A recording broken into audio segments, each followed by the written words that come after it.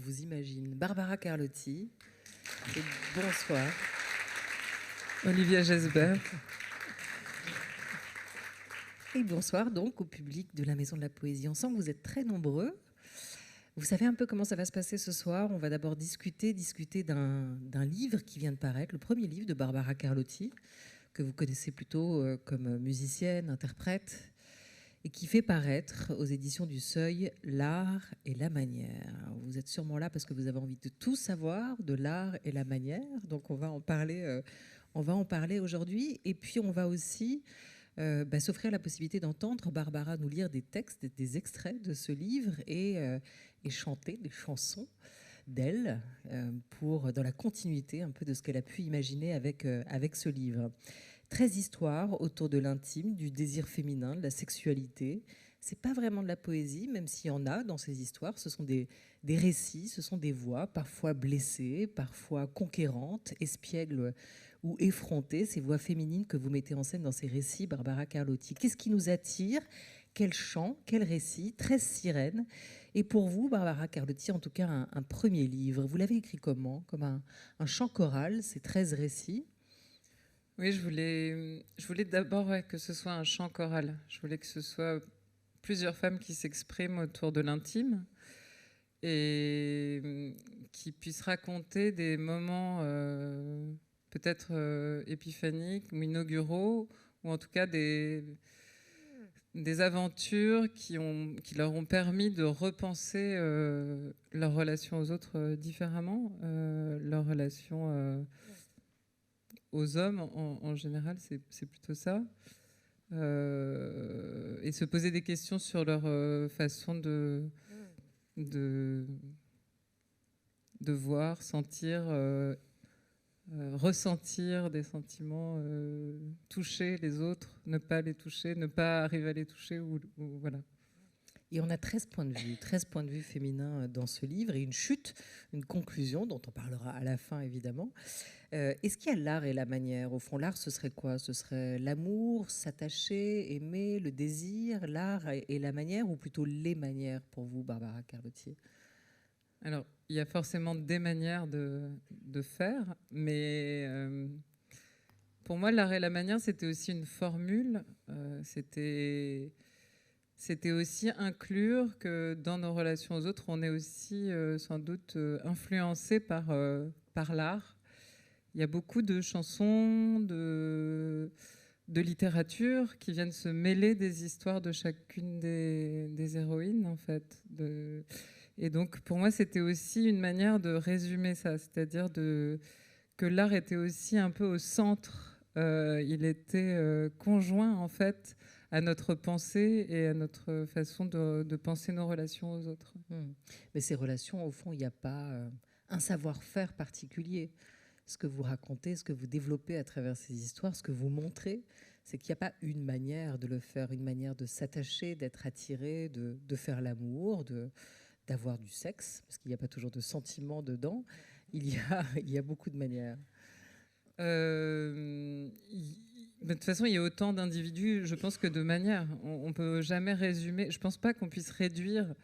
On peut certainement théoriser, imaginer des règles de conduite. On peut ériger des lois, mais on ne peut pas, je pense, chacun à sa manière, en tout cas, d'appliquer ses propres lois sur son désir, sur le désir des autres, sur la façon de le recevoir ou de le donner, en fait. Et pour moi, c'était justement c'était ces chemins. Quel chemin on emprunte? Qu'est-ce qu'on reçoit comme dose d'inconscience dans notre façon d'agir avec les autres? Et qu'est-ce qui fait que de temps en temps, on est face à des situations dans lesquelles, en fait, on n'a pas les outils de penser, et comment on va essayer de faire face aussi à tout ça, quoi. Alors, est-ce que vous diriez que ces 13 femmes, ces 13 récits sont 13 archétypes féminins? Non, dans la relation pas. Je sais pas. En tout cas, ce que j'ai essayé d'imaginer des histoires qui, à chaque fois, donnent des facettes assez différentes. Elles ont des âges différents. elles ont des personnalités différentes, elles ont des métiers différents. Je pense que tout ça sont des composantes. Les composantes sociales sont aussi extrêmement importantes, je pense, dans la façon dont on agit avec les autres. Donc, finalement, tout ça, si Betty, elle a 25 ans, Sylvie, elle a une quarantaine d'années. Enfin, en fait, chacune, en fait, est à un moment de sa vie aussi. Qui fait qu'elle n'accueille pas les choses de la même manière, quoi. Mais vous diriez qu'il y a quand même un fil conducteur, un point commun, au fond, entre toutes ces femmes. Pas tant d'ailleurs le point G, mais peut-être la quête de soi. Alors, c'est un mythe, le point G. C'est vrai, ça n'existe pas. Non, c'est vrai. Non. Je cherche encore. Bon. Comment une soirée tout s'effondre, hein. Voilà. Ne lisez pas ce pourtant, il y a un petit manuel dans une des histoires. Dans Schizophrénie affective d'une fille bien élevée, il y a dans le club échangiste, il y a quelqu'un qui sait très bien manipuler le sexe des femmes et qui arrive à... C'est pas le point G, justement. En tout cas, si vous lisez précisément ce passage, vous apprendrez qu'il y a des manières de faire qui font effectivement jouir de façon assez simple. Mais voilà, après, la jouissance est toujours mêlée de plein d'autres dimensions. Là, elle se sent plutôt comme une souris de laboratoire nihiliste à ce moment-là. C'est tout à fait différent.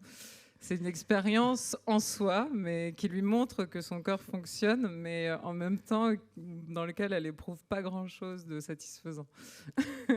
Comme quoi, il peut y avoir une forte dissociation entre le corps et ce qu'on éprouve psychiquement.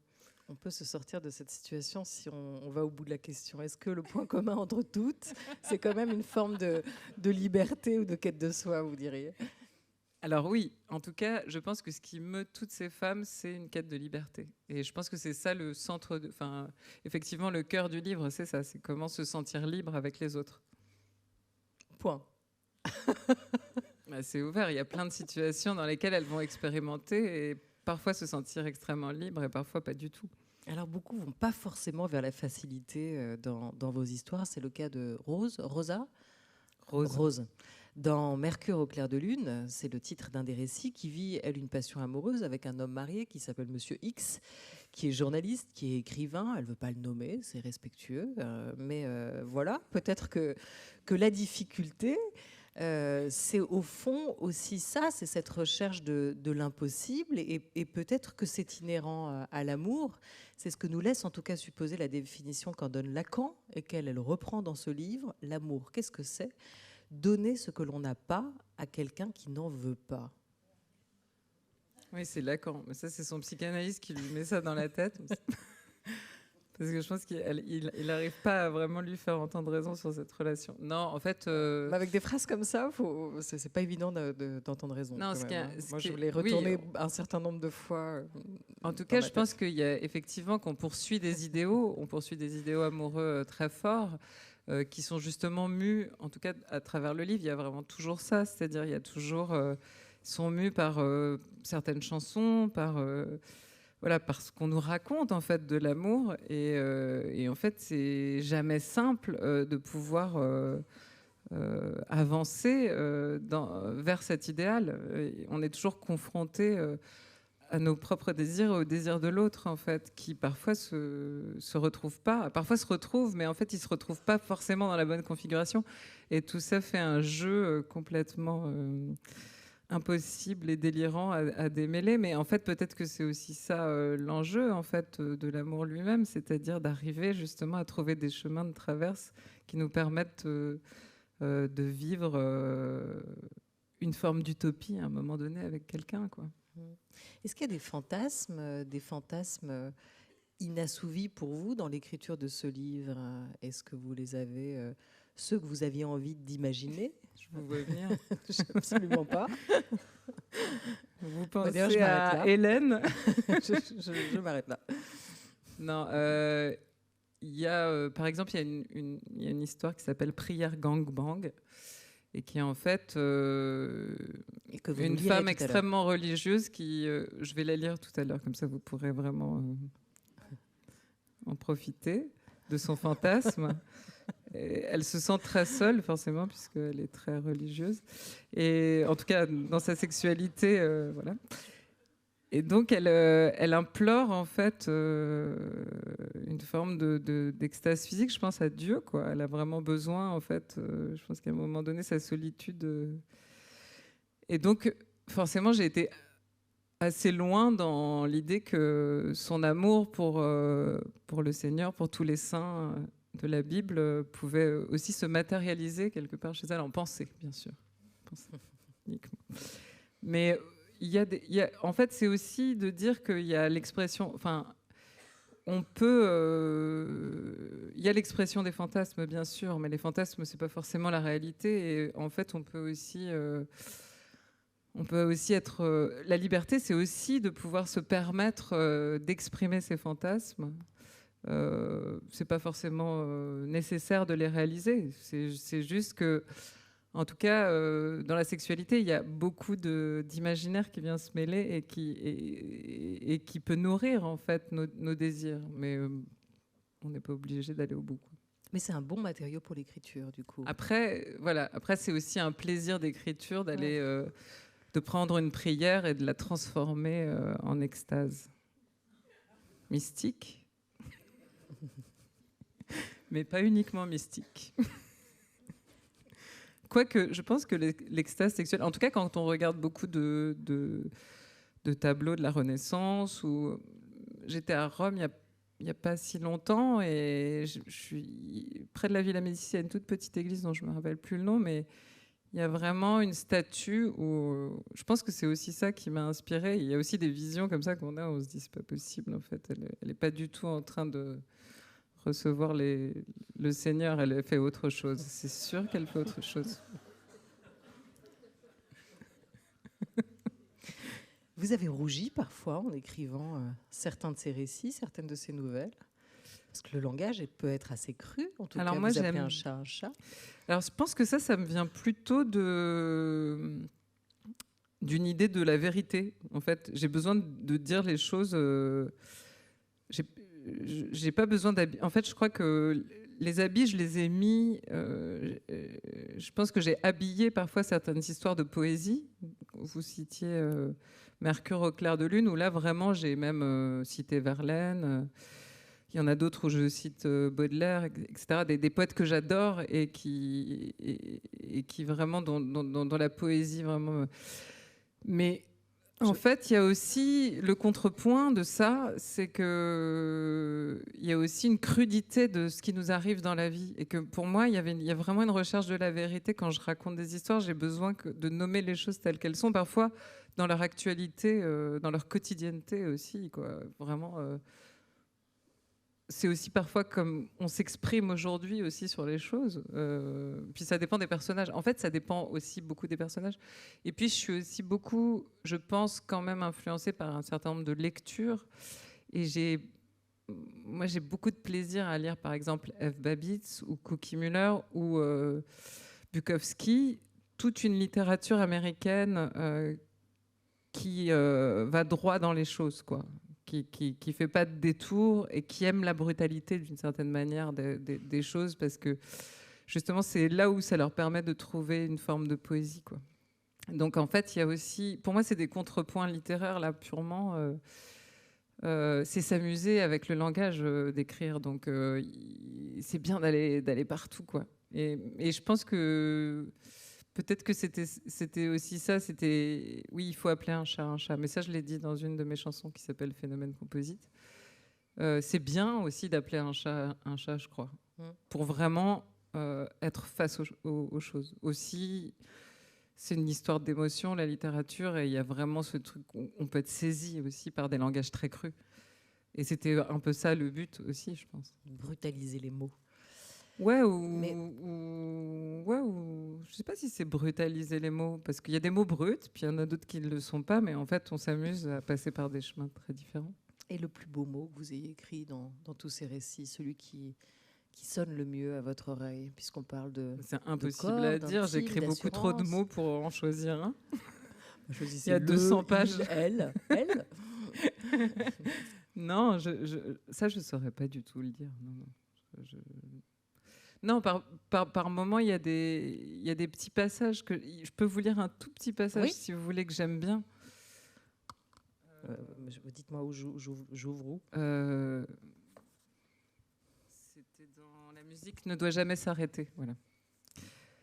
Aussi, je me suis amusée avec, évidemment, en tant que chanteuse et musicienne, il y avait je pense que cette nouvelle, elle est vraiment aussi au cœur de ce que j'aime, quoi, de la musique. Mais ça m'a permis de dériver pas mal.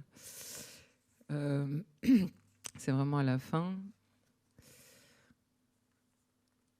Et en fait, je crois que c'est un des passages que j'aime bien, vraiment bien dans l'histoire. Je ne vais pas vous la résumer, je vais peut-être juste vous le lire. Voilà.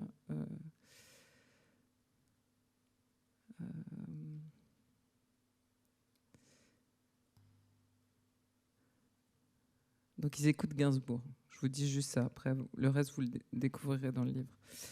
Par moments, nous mimons les sentiments exprimés dans les chansons. Le rire discret de la nuit blanche illumine nos yeux hagards qui se plissent et se ferment comme des battements d'ailes au ralenti. Nos pupilles noires absorbent la douceur de l'aube et dilatent la mélancolie de l'hiver. Faut-il aimer ce que nous sommes, somnambules errants dans un halo de chimie sensuelle? Voilà, ça fait partie des choses que j'ai bien aimé écrire parce qu'il y avait comme ça une forme de grande sensualité et un peu de poésie. On va l'écouter dans pas longtemps.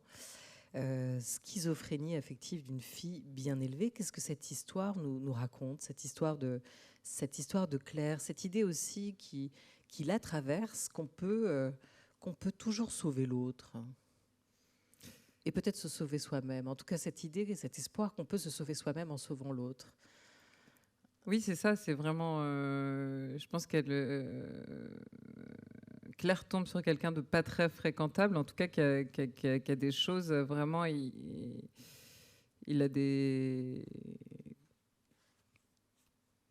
a une forme de hargne contre les femmes, mais peut-être inconsciente. Enfin, on ne sait pas trop.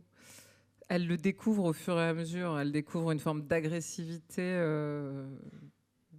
terrible, et puis aussi une forme de... Oui, lui-même est un peu schizophrène, en fait. Et elle-même, face à cette agressivité, à cette schizophrénie, comme ça, dans cette relation, je pense qu'elle découvre aussi qu'en fait, elle est remplie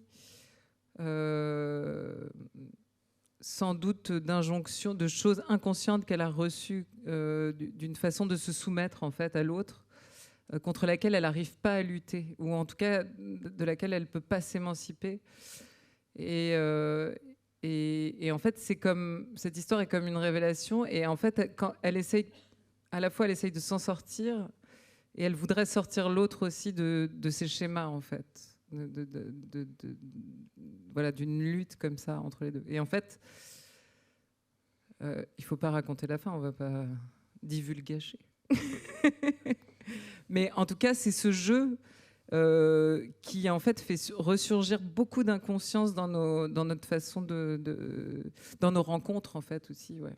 Mais on le sait qu'on est peut-être pas toutes, mais beaucoup d'entre nous sommes comme ça, avec cette idée parfois de rencontrer un homme et de se dire qu'on va pouvoir le changer. Puis peut-être que les hommes ressentent la même chose.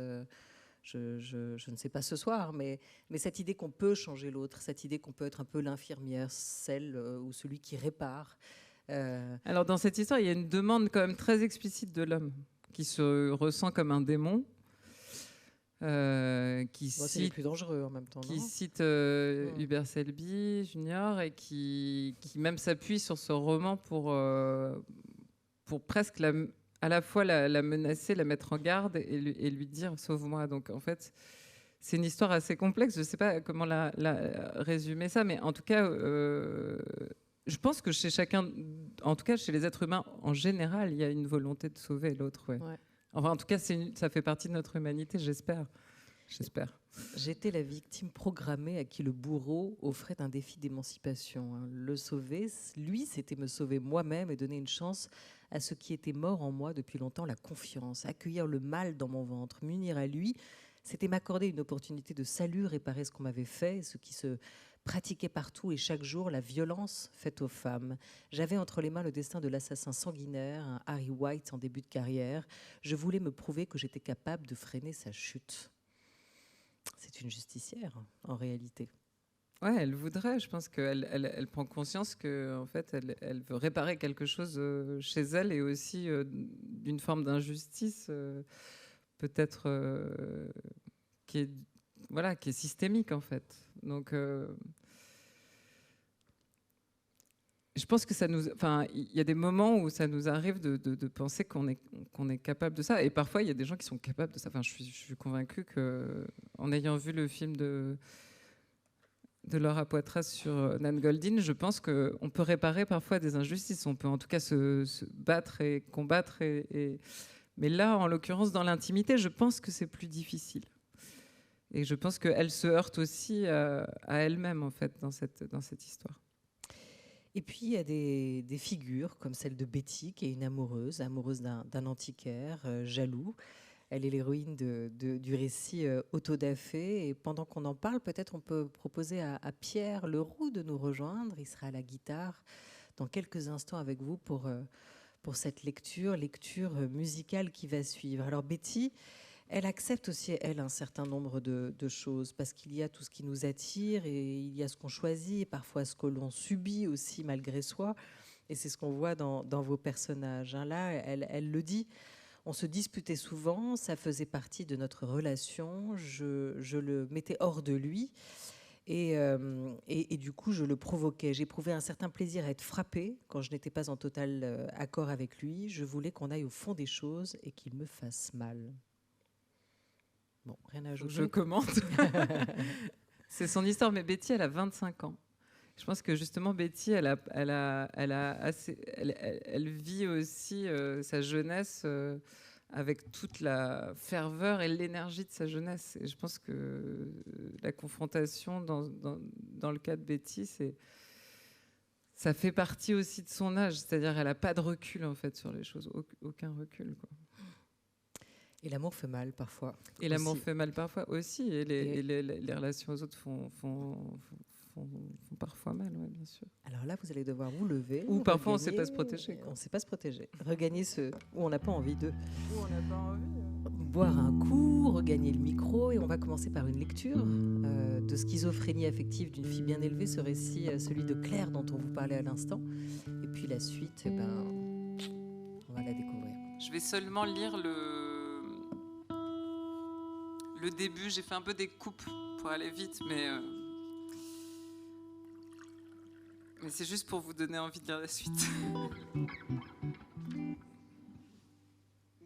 Ou pas.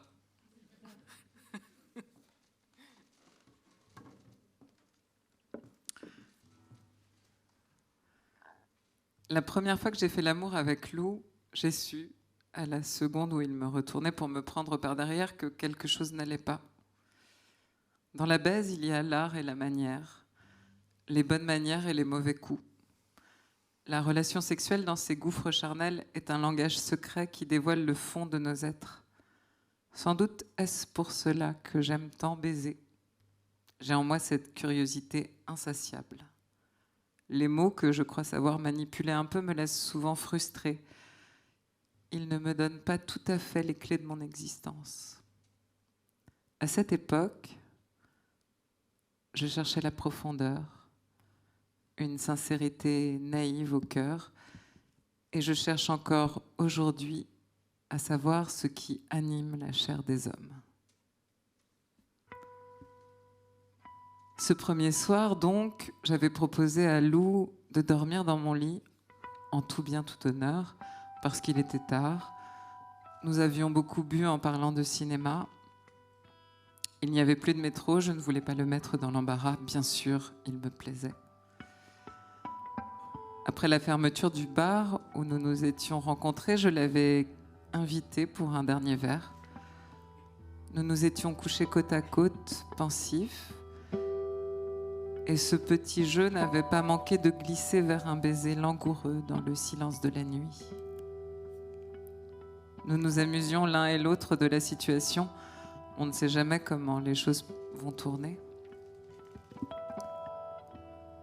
Lou s'est exclamée. « Oh, vous êtes toutes pareilles, ne fais pas l'innocente. » Innocence ou inconscience? Toutes pareilles?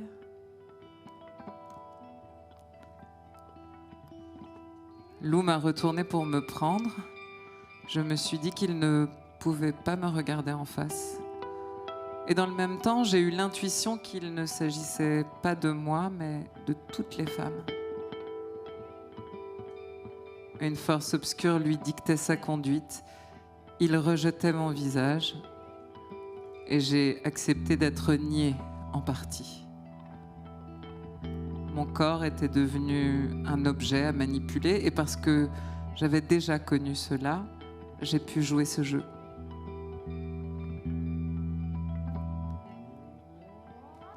Ce premier soir, il m'a prise en me bloquant la tête sur l'oreiller. Il n'avait pas de capote, je n'ai pas osé demander, mais j'y ai pensé. Il a joui quelques minutes plus tard sur mon cul sans se préoccuper de mon orgasme, tout concentré sur son effort. On ne se connaissait pas, je me suis dit que ça n'avait pas grande importance. Quand il a eu fini, il a commenté joyeusement « J'ai aimé faire l'amour avec toi parce que c'est simple. » Bêtement, je me suis sentie flattée, traduisant simplicité par évidence. Mais au fond, je ne comprenais pas ce qu'il entendait par là. J'avais été si passive. Ce qui m'a fait tiquer, c'est qu'il n'avait rien dit de moi, de mon corps, de sa volupté. Il avait parlé de la simplicité avec laquelle je m'étais pliée à son désir, c'est tout. Je sais me soumettre, me mettre au service de l'autre, m'effacer pour laisser la place au désir de l'autre. J'ai l'impression d'avoir appris ça très tôt, comme beaucoup de femmes à qui on intime de ne pas prendre trop de place, de ne pas jouer sur un pied d'égalité avec les hommes. Je pense même avoir hérité d'une forme de culpabilité du fait d'être une femme. Ainsi, le lien s'établit-il entre nous. Je mets des petits points de suspension. 2 jours plus tard, on se retrouve chez moi. Nous sommes sur le lit. Il me dit qu'il aime les relations sexuelles un peu musclées. Je n'ai rien contre. Je ne suis jamais effrayée a priori. Il me demande si j'accepte d'être giflée. Les petites claques sur les fesses et une certaine intensité dans les rapports me plaisent. J'acquiesce sans poser d'autres questions. Nous sommes face à face, la lumière est allumée. Il me pénètre rapidement et m'envoie une bonne grosse baffe. La brûlure du cou me surprend, je reste interdite. Lou, au contraire, se sent autorisé à aller plus loin. Droit dans les yeux, il m'insulte, connasse, et me crache au visage. Un crachat sec et piquant. J'essuie avec dépit la salive sur mon œil, je comprends qu'il ne joue pas. Humilié le fait bander. Je le gifle à mon tour pour me défendre, rétablir l'égalité, voir si le jeu est réciproque. La sidération est mutuelle. Ses longs yeux noirs se plissent, son regard se durcit. D'où vient cette subite rébellion? Il aime humilier sans être humilié. Le malaise se propage.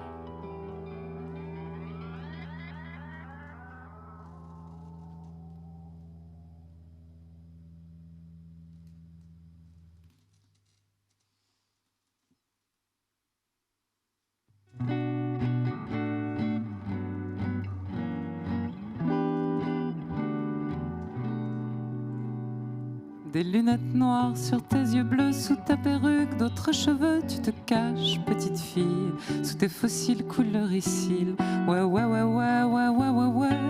Tes mots souvent sonnent creux, mais c'est pas grave, petite fille. Tu pleures et c'est mieux, t'es si jolie quand t'as mal, ça me rend folle de voir ce noir sous tes beaux yeux qui coulent. Tu Tu lis souvent des magazines, on dit que tu ressembles à Marilyn. Tu as le même sourire fragile, t'as même déjà joué dans un film. Ouais, ouais, ouais, ouais, ouais, ouais, ouais, ouais. Tes mots souvent sonnent creux, mais c'est pas grave, petite fille, tu pourrais soulager des marines. T'es si jolie quand t'as mal, ça me rend folle de voir ce noir sous tes beaux yeux qui coulent. Je veux encore te mettre une claque, mais sans te laisser de marque. Laisse-moi encore te mettre une claque, mais sans te laisser de marque. T'es si jolie quand t'as mal, ça me rend folle de voir ce noir sous tes beaux yeux qui coulent.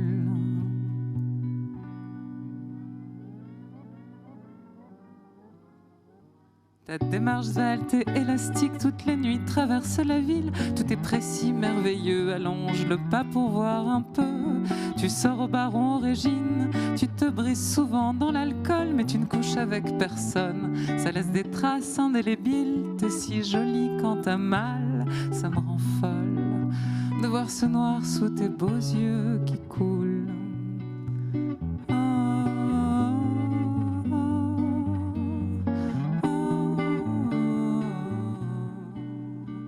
Ouais, ouais, ouais, ouais, ouais, ouais, ouais, ouais. Tes mots souvent sonnent creux et quelquefois j'imagine tes lèvres embrassant des vitrines. T'es si jolie quand t'as mal, ça me rend folle de voir ce noir sous tes beaux yeux qui coulent. Je veux encore te mettre une claque, mais sans te laisser de marque. Laisse-moi encore te mettre une claque, mais sans te laisser de marque. T'es si jolie quand t'as mal, ça me rend folle de voir ce noir sous tes beaux yeux qui coulent. T'es si jolie quand t'as mal, ça me rend folle de voir ce noir sous tes beaux yeux qui coulent. T'es si jolie quand t'as mal, ça me rend folle.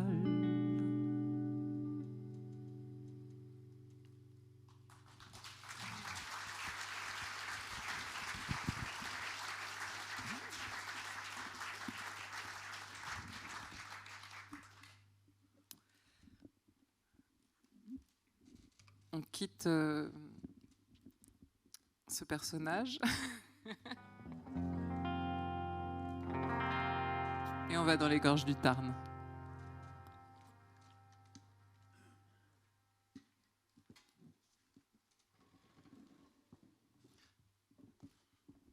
Pour celle-ci, il vaut mieux s'asseoir.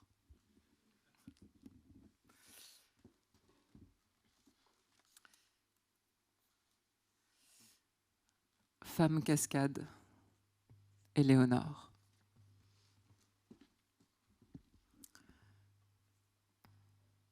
J'ai grandi dans un hameau des gorges du Tarn. Mes parents étaient guides dans le parc du Gévaudan.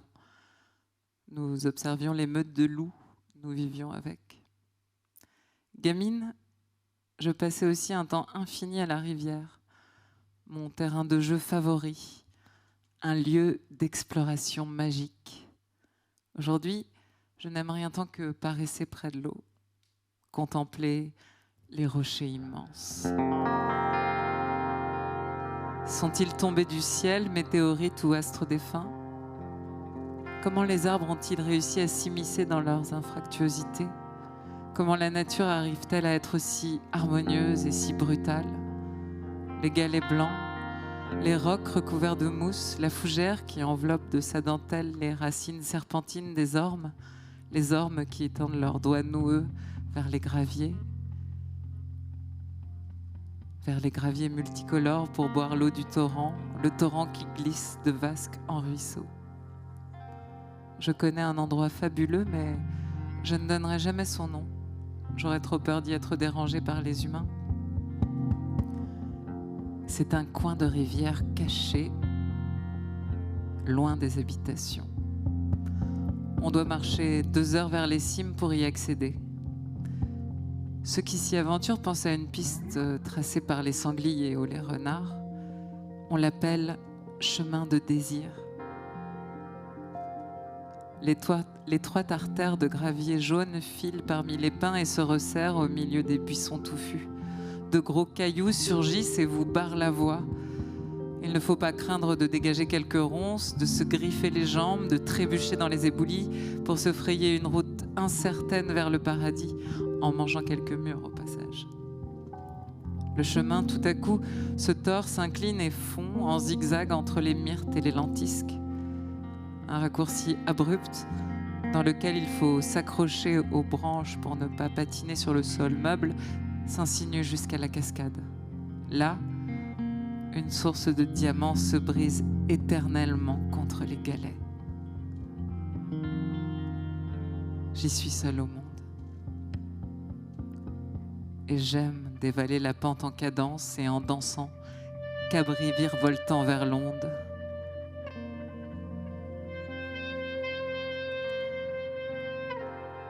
Quand j'arrive dans mon repère, je retire mes vêtements et me dresse nue sur le rocher tortu. J'écarte les bras vers le soleil pour en recevoir la chaleur. J'attends que la sueur perle à mon front pour me jeter dans le lac glacé. La peau alors se rétracte, mes poils se hérissent, mon corps semble reprendre sa densité. Je m'agite, nage avec hâte jusqu'à la cascade pour me réchauffer. Mon cœur bat à tout rompre.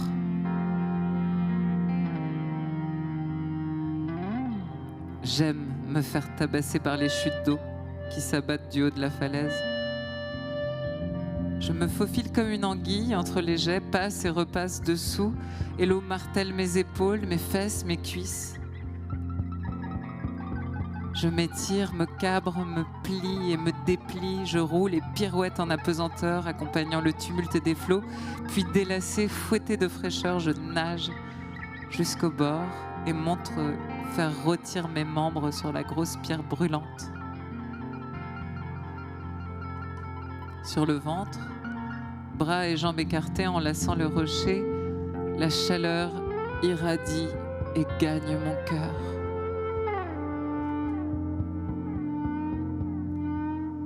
Le soleil mordit mon dos de ses griffes ardentes. Étoile des rivières mordues de chaleur, je m'assoupis, effleurant du bout des doigts la roche blanche érodée, la joue collée à la pierre, les yeux accrochés au mouvement de l'onde.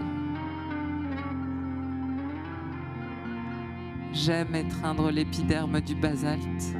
Je m'imprègne de son parfum humide et mousseux. J'y dépose un baiser.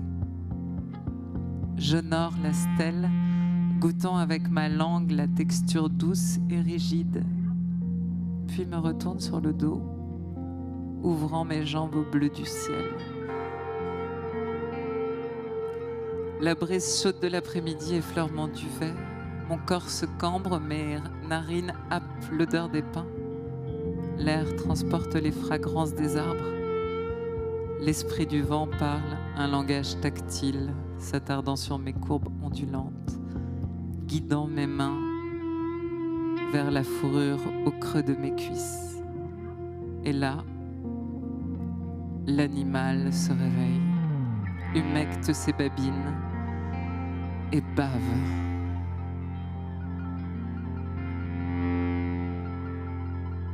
Il faut de nouveau refroidir mon corps incandescent qui se mue en bête sauvage. Mon corps possédé se redresse, longe la cascade scintillante, se glisse dans un renfoncement où le flux se resserre, encastré entre un monolithe et un gros tronc de bois flotté. Sur ce trône végétal, je peux m'asseoir près d'un jet plus fin.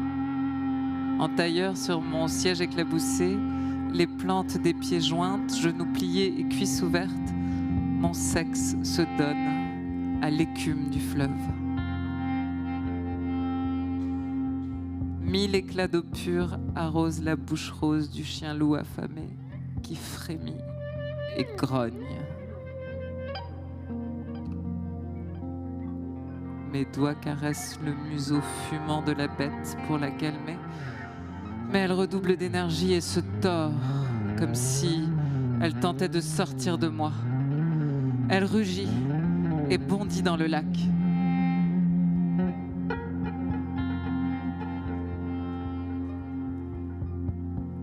Dans l'eau fraîche, la créature se rétracte, mais Lorsque je remonte sur mon banc de basalte, mon corps poursuit sa métamorphose monstrueuse. À quatre pattes, cul tendu vers le ciel, mon sexe dégouline et palpite dans un long hurlement d'extase.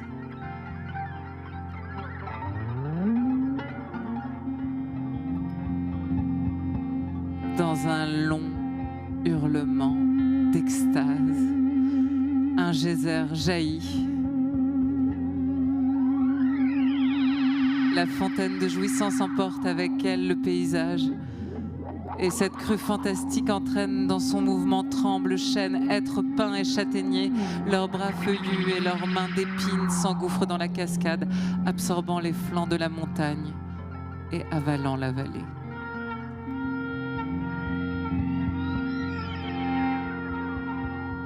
Une nuée d'oiseaux s'élève alors dans le ciel irradié, chantant dans leur vol le pur ruissellement de la vie infinie, faisant résonner le poème de Rimbaud, Soleil et chair.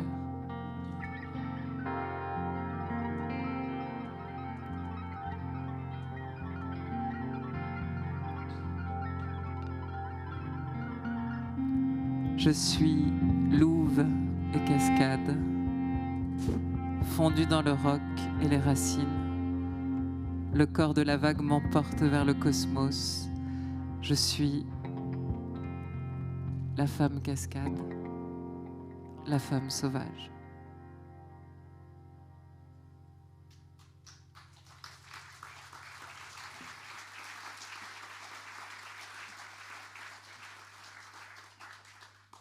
Merci.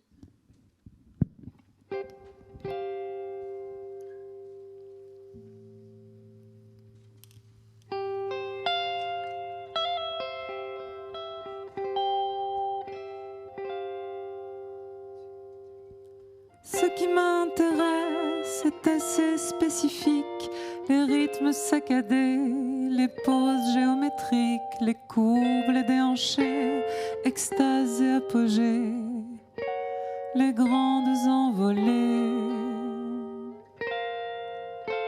Quand je suis là, c'est triste ou le stress trop intense, je m'adonne avec aisance à quelques exercices d'endurance addictive, de vrais exploits sportifs.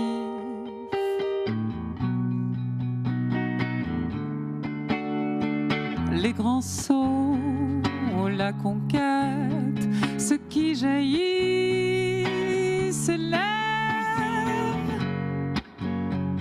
Moi j'aime les sports équestres, car ce qui m'intéresse avant tout, c'est la beauté du geste.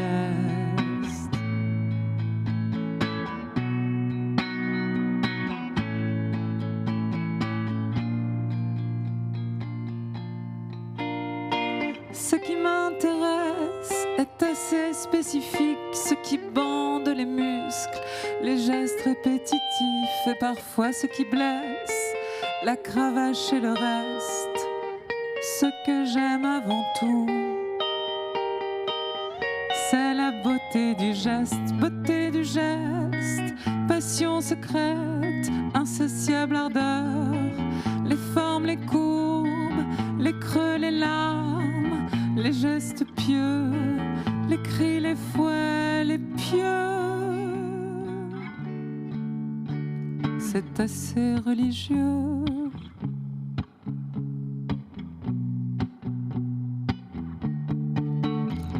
Ce que j'aime bien au fond, c'est la beauté du jeu.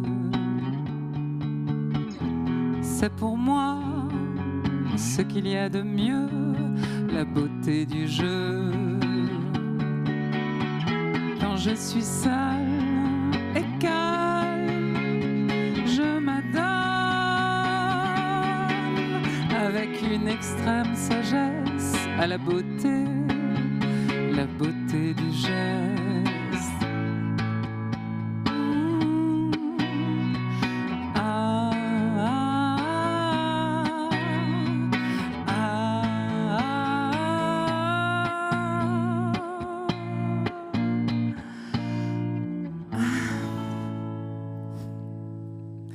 Pierre Leroux, s'il vous plaît. Merci Pierre.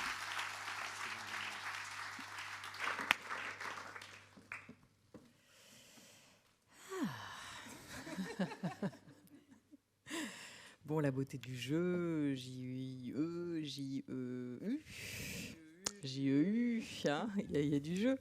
Quelle amoureuse êtes-vous, vous, Barbara Carlotti? Pourquoi cette question? Moi, je ne suis pas tout si prête, me semble-t-il. Je pourrais pas vous répondre multiple. Voilà, je vais dire ça.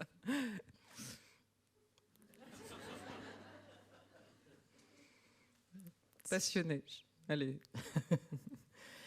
Est-ce que vous avez le sentiment que tout ça, vous l'avez-vous appris dans les livres? Parce que c'est vrai, il y a énormément de références, en fait, à travers chacune des histoires. Ça va de Jean Echenoz, on entendait Rimbaud tout à l'heure, Baudelaire aussi, qui figure dans le livre, Belle du Seigneur, où l'une de vos héroïnes, Betty, toujours...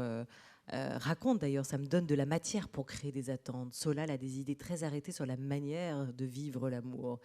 Non, mais elle aime pas beaucoup Solal, elle le trouve un peu con en fait. Mais elle le lit quand même, et elle se dit qu'elle peut y apprendre quelque chose. Est-ce qu'il y a un enseignement, une éducation sentimentale que oui, vous avez eu le sentiment d'acquérir dans les livres? En tout cas, je pense que quand on est nourri par... on est forcément nourri par les chansons, les livres, les films qu'on regarde, quoi. On est forcément... Donc, quand elle dit créer des attentes, je pense qu'effectivement, on peut se mettre à désirer à travers un personnage. Ouais. On peut aussi voir les limites aussi de ce qu'il propose. Par exemple, là, dans le cas de Belle du Seigneur, je pense qu'elle est à la fois complètement émerveillée, enflammée par le roman, et en même temps, elle n'aime pas du tout ce personnage de Solal, quoi.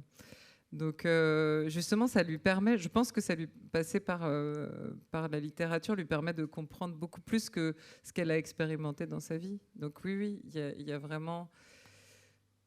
En fait, c'est des expériences parallèles, je pense, qu'on vit à travers les œuvres. Et je pense que ça, c'était... En tout cas, pour moi, c'est ça. Je ne sais pas si c'est le cas pour tout le monde, mais... je voulais vraiment que ça figure dans le livre comme s'il y avait une sorte de porosité permanente. Ouais. Et puis il y en a aussi qui disent, comme Alice Zeniter aujourd'hui, que tout ce qui concerne les femmes, les héroïnes féminines, et il y en avait assez peu de grandes héroïnes dans la littérature, mais même le désir féminin jusqu'ici n'a été écrit que par les hommes, et qu'il est important aussi peut-être de se réapproprier ce récit-là. En fait, moi je trouve ça réducteur parce que à 19 ans, j'ai découvert Virginia Woolf, Orlando.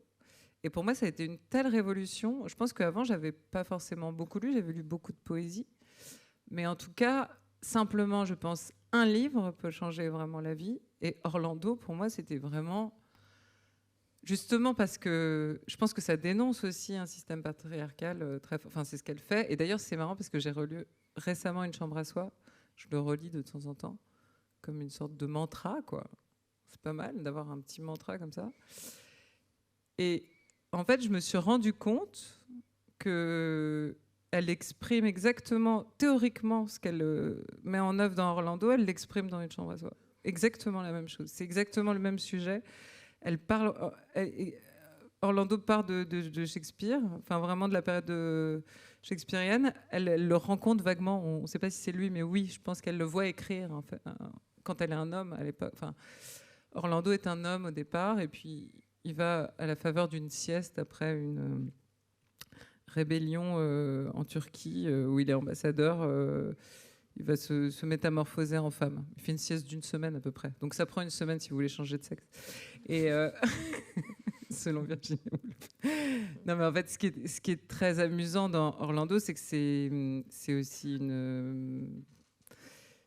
une œuvre parodique. C'est une fausse biographie. C'est plein d'humour. C'est aussi plein de références littéraires. Mais en fait, ce que je trouve amusant, c'est que moi, quand j'ai lu Orlando à 19 ans, je me suis dit, cette femme est en feu, je veux lui ressembler, je voudrais être elle. Mais parce que je pense que ce qu'elle m'a livré comme capacité à penser et à penser librement dans ce roman, ça m'a suffi, en fait. Je pense à l'époque, ça m'a pas suffi pour toute ma vie, mais ce que je veux dire, c'est que ça m'a suffi déjà à voir le monde différemment, Et il y a une littérature féminine. Moi, en fait, je m'aperçois qu'avec le temps, je lis aussi beaucoup voilà. Enfin, tout à l'heure, je citais Eve Babitz ou Cookie Muller. Il y a peut-être c'est pas des choses qui sont des grandes, qui sont pas devenues, qui n'ont pas été sanctifiées par l'Académie littéraire, quoi. Mais en fait, il y a une littérature féminine extrêmement fournie. Je pense que parmi les œuvres aussi que j'ai découvertes assez jeune, il y avait Anaïs Nin. Alors justement, déjà, je ne veux pas faire dire à Lise Zeniter ce qu'elle n'a pas dit, hein, qu'il n'y avait pas de littérature. Non, bien sûr. C'est ma faute. Non, mais c'est pas ce que je veux dire. Ce que je veux dire, c'est qu'on prend. Je dis pas ça. Je dis qu'on prend aussi là où on a besoin aussi de prendre. Et c'est vrai que si on, en fait, je pense qu'il y a une institution littéraire qui est effectivement dominée par une littérature masculine. D'accord, mais je le dis autrement. Ce livre-là, un homme aurait pas pu l'écrire. Vous pensez pas? Ah, c'est ça que vous voulez dire? Bah, je sais pas. Ce que je veux dire, en tout cas, c'est que je pense que parfois, je pense qu'on peut aller tirer des fils qui nous emmènent vers des littératures, vers plein de formes littéraires qui sont faites par les femmes et qui sont faites depuis longtemps, en fait, aussi. Après, je pense que c'est vrai que je pense qu'il y a une révolution au 19e siècle, quoi. Mais effectivement, donc elle est très tardive, bien sûr. Je reformule. Est-ce que c'est un livre féminin pour vous? Est-ce que c'est un livre qui est féministe? Féministe? Écrit par une femme. Je pense qu'il y a des idées féministes dedans. Ouais. Et on peut parler de MeToo, éventuellement, de la manière dont ce mouvement, cette vague a pu aussi peut-être, y compris pour la femme que vous êtes, y compris pour l'écrivaine que vous êtes, ouvrir des possibles, changer votre regard aussi sur ces questions-là? Oui, je pense que en tout cas,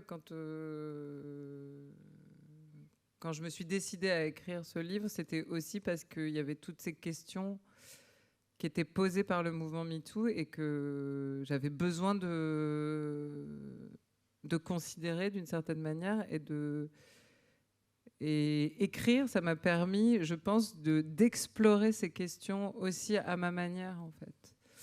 Mais je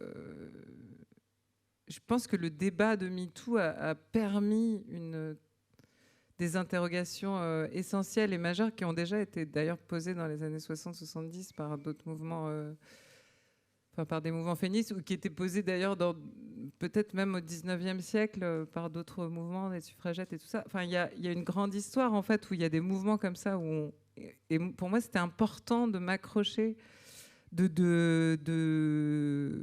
J'avais pas envie de laisser ces questions de côté, voilà, c'était plutôt ça.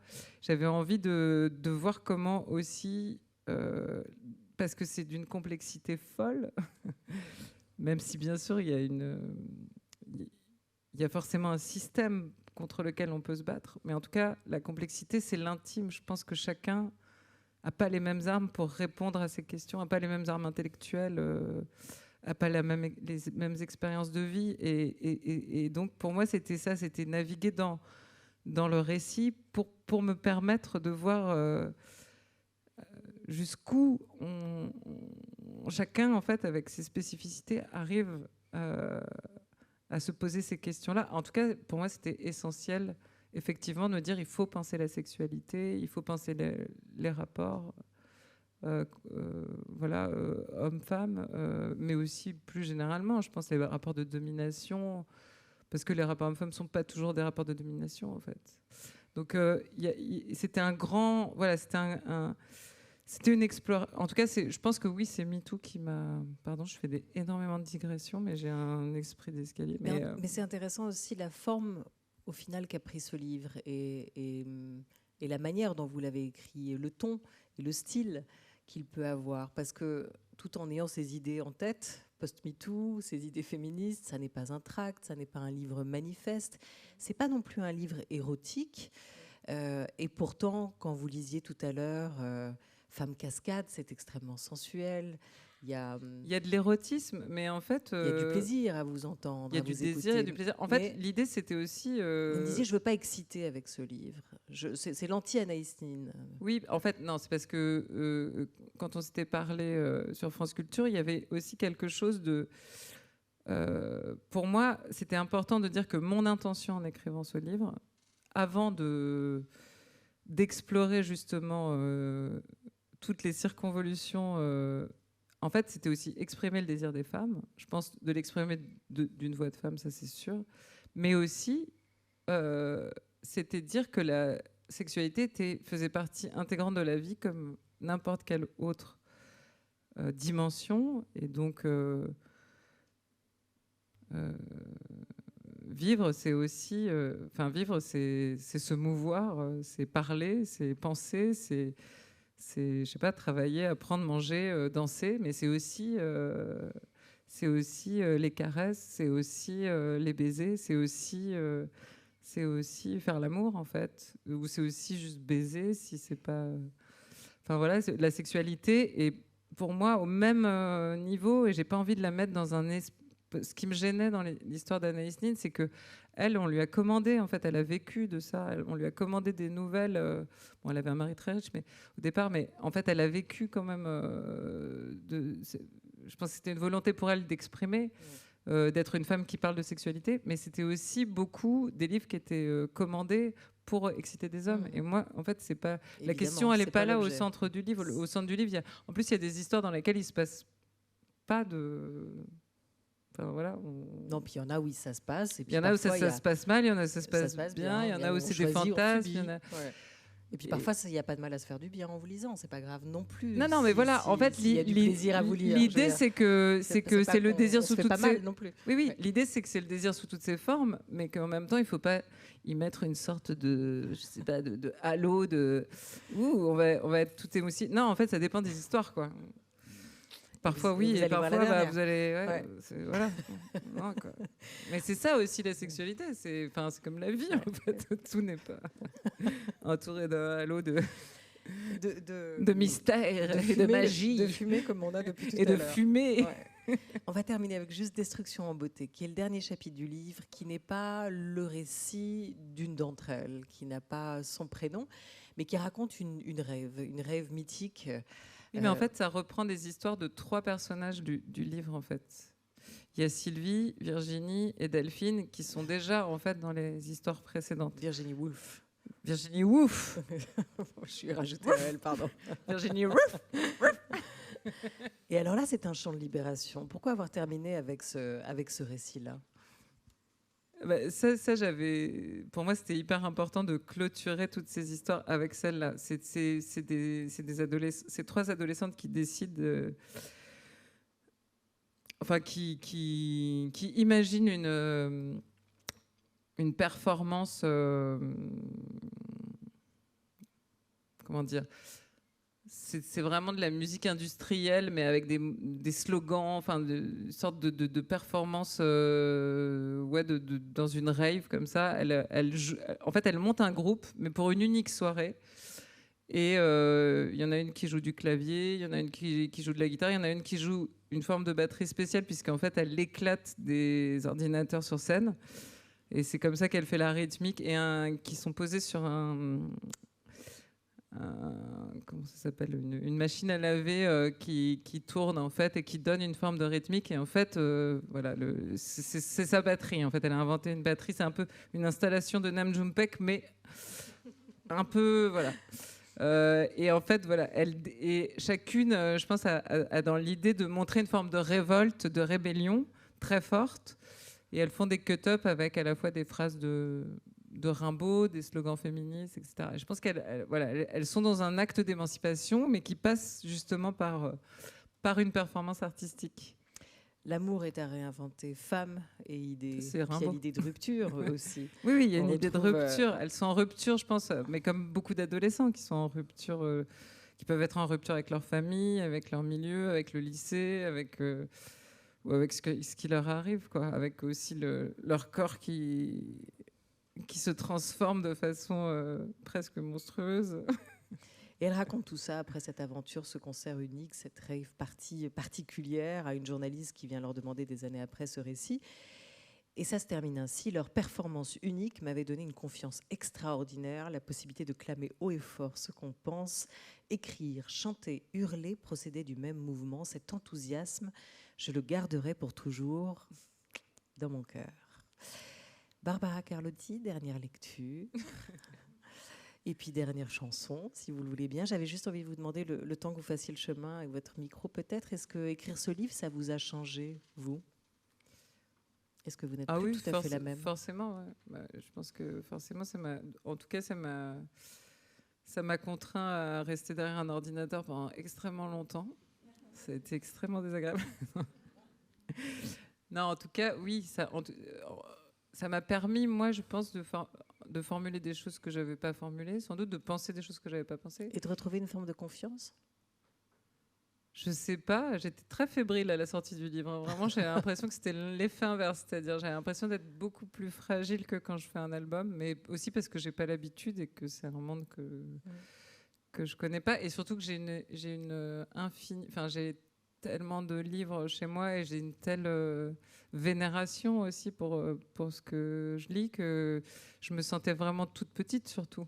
Mais j'étais contente de l'avoir fait. Enfin, j'avais une forme après la deuxième relecture des épreuves, j'avais une forme de fierté. J'étais allée au bout. C'était déjà formidable d'avoir été au bout de tous ces récits.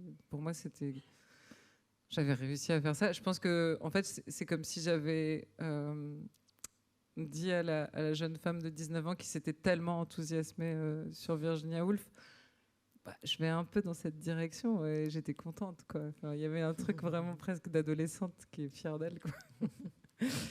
mais voilà, et puis ouais, ce dernier, je pense que le manifeste de la fin, je pense que pour moi c'est un vrai manifeste, c'est-à-dire je pense que c'est par l'art qu'on rompt les différences de genre, vraiment.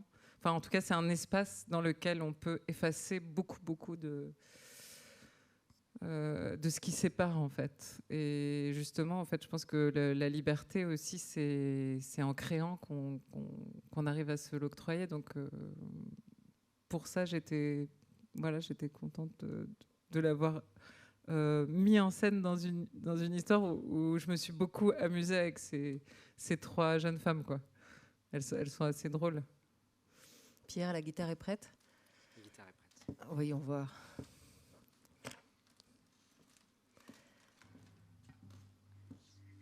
Le récit que vous allez lire, Barbara Carlotti, s'appelle Prière, Gang, Bang.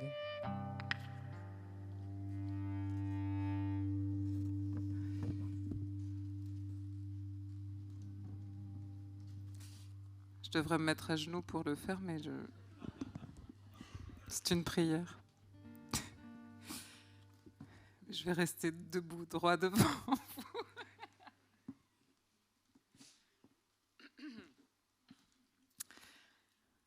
Ô grand Dieu, toi que j'ai toujours adoré, à qui j'ai voué ma vie, comment goûter l'amour, la tendresse, l'attention? Je t'en conjure, j'invite à mes côtés tes puissances célestes, droit, doigts entrelacés, mains pressées contre ma poitrine, je te supplie, entends-moi et donne-moi ce qui me manque. Je suis nue devant toi, allongée et chétive. Je te demande de me visiter. Souffle en moi ta présence, souffle sur moi le vent de la reconnaissance. C'est à ton empire, au monde, au ciel, à la terre que j'adresse ma prière. Je la chanterai pour toi tous les soirs, au crépuscule. De la paisible nuit, je brise le silence. Du jour agité, je fends le tumulte confus. Divine aspiration, jette sur moi tous les yeux, répands sur le monde mon vibrant appel. Que tout l'enfer fuit au son de ma requête, dissipe le sommeil des corps inertes qui conduit à l'oubli de tes lois. Sois favorable à mon cœur éploré. Reçois les chants que je livre à ton immuable vérité. Ô corps consolateur, daignez descendre en moi et vous répandre sur ma chair. J'exhorte cet amour du fond de mes viscères, de la plante de mes pieds à la pointe de mes cheveux, de la courbe de mes reins à tout ce qui, de moi, touche le sol sous tes yeux. Présence, matière, substance unique, daignez à cette heure descendre en moi et vous répandre sur mon corps offert. J'appelle tous ceux qui peuvent venir.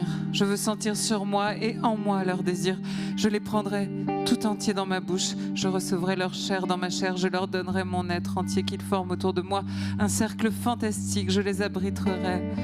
Je les abriterai tous dans mes interstices. Que ma bouche, ma langue, mon esprit et mes sens, que toutes tes forces accomplissent mes souhaits profonds. Que le foyer de la charité s'allume.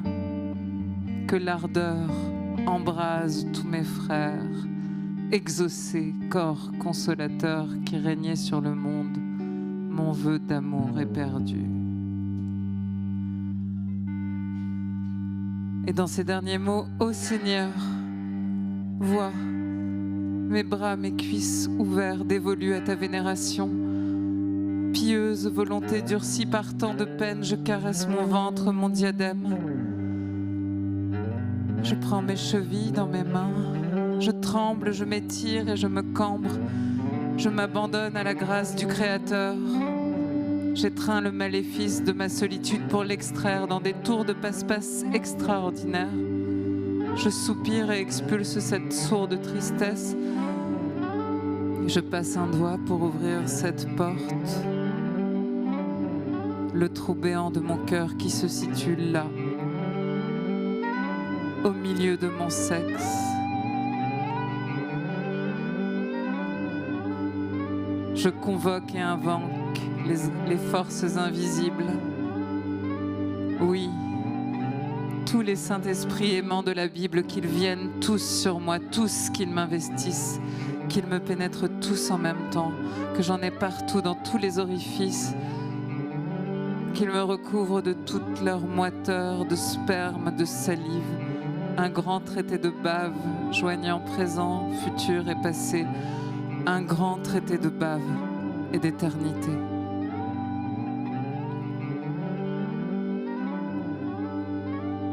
Gangbang liturgique, opposition chimérique. M'agenouillant devant 1000 crucifix, je crois avoir près de moi un bon millier de chibres qui s'agitent tous au son de mes cantiques. Je laisse des petits, oui, plaintifs, s'échapper de ma gorge. Je me vois pénétrée par les seins convoqués. Je me sens absorbée par 1000 bouches gluantes. Des litres de semences éclaboussent ma chambre et je m'y roule en chantant à tue-tête. Auguste Galipette, giclée dionysiaque, col d'amour sacré qui m'abreuve et m'attache dans une ronde infinie aux sentiments célestes.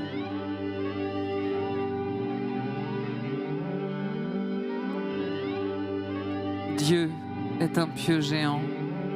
Dieu est multiple et grand.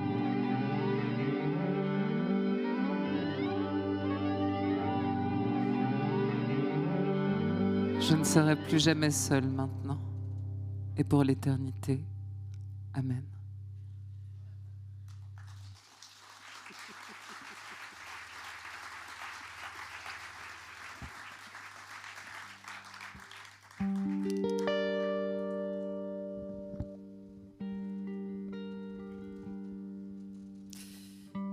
Cette chanson que j'ai écrite avec Philippe Catherine, qui est en réalité mon vrai Dieu.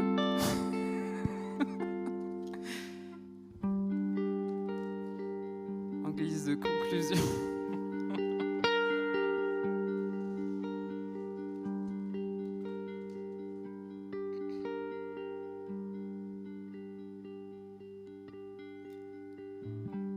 J'ai cru oublier ce moment précis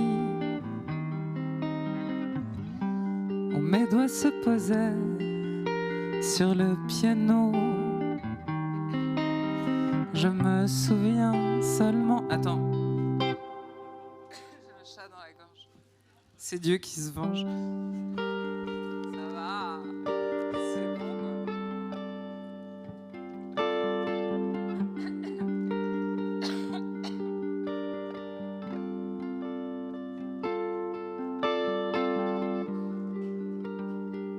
C'est la fumée, en fait. Il y a trop de fumée. Le mystère de la sexualité.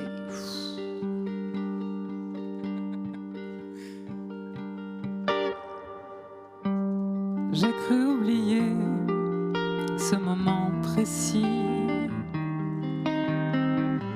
où mes doigts se posaient sur le piano. Je me souviens seulement, c'était la nuit, tu chantais dans cet habit blanc d'été, un chant d'été qui en disait trop.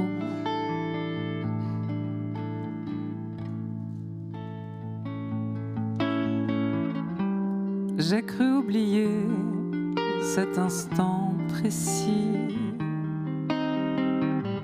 mais il revient maintenant, vague ressac des flots. Ta bouche s'ouvrait en notes très précises, si légère et si chaud. Un chant de dune, un monde nouveau.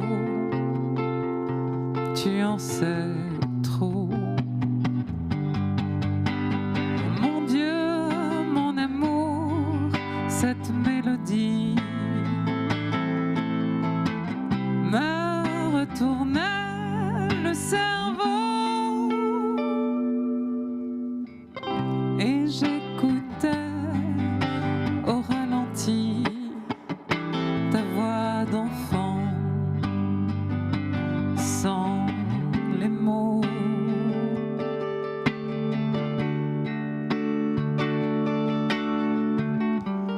C'était un soir d'été à Paris. Fenêtre ouverte car il faisait chaud. Mais tout s'éclaire maintenant avec une certaine ironie. Comme c'était beau, comme c'était chaud, tu en sais trop. Mon Dieu, mon amour, cette mélodie, un astre clair, un chant d'oiseau. Nous chantions au milieu de la nuit une litanie sans les mots. Ah, mon Dieu, ah pardon, je me suis trompée. La la la, la la la, la la la. Je suis tellement obsédée par Dieu. La la la, la la la.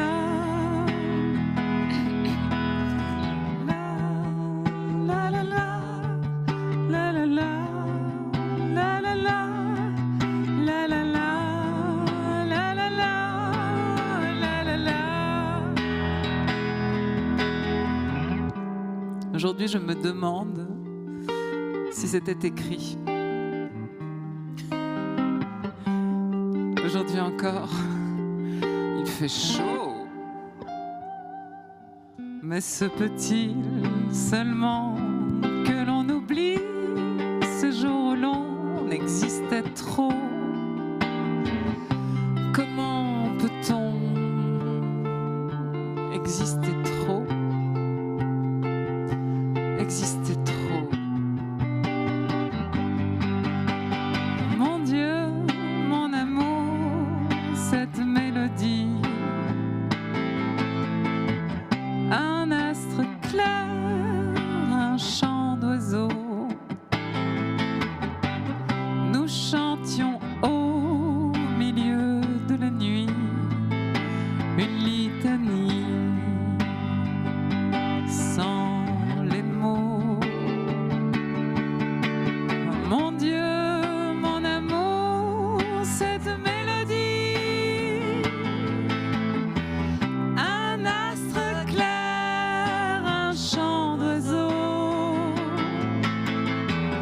Nous chantions au milieu de la nuit une litanie sans les mots. Je crois que le public a hyper envie de faire une prière. pense que je les ai tous convertis. Mon Dieu,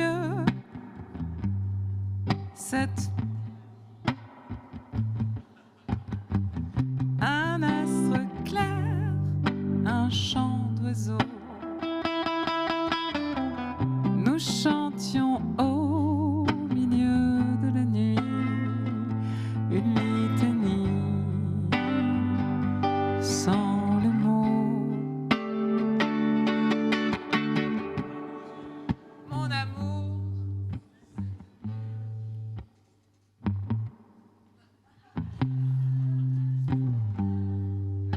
en fait, il n'y a que les femmes qui chantent comme d'habitude. Nous chantions au milieu de la nuit une litanie. Seigneur, sans les mots, je vous en supplie. Mon Dieu, mon amour, cette mélodie. Faites la voix en bas, sinon je peux pas monter. Un astre clair, un chant d'oiseaux. Nous chantions au milieu de la nuit une litanie sans les mots.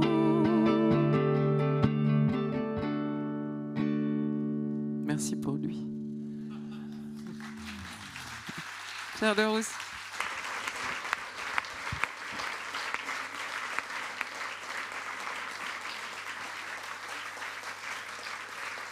Merci beaucoup. Merci, Merci Olivia. Barbara Carlotti. Merci cher Pierre Leroux. Et merci mille fois à vous. Merci d'être et bravo. venu.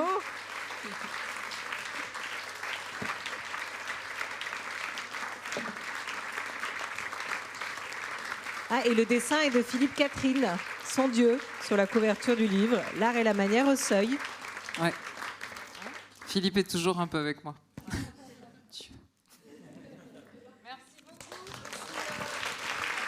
Merci mille fois.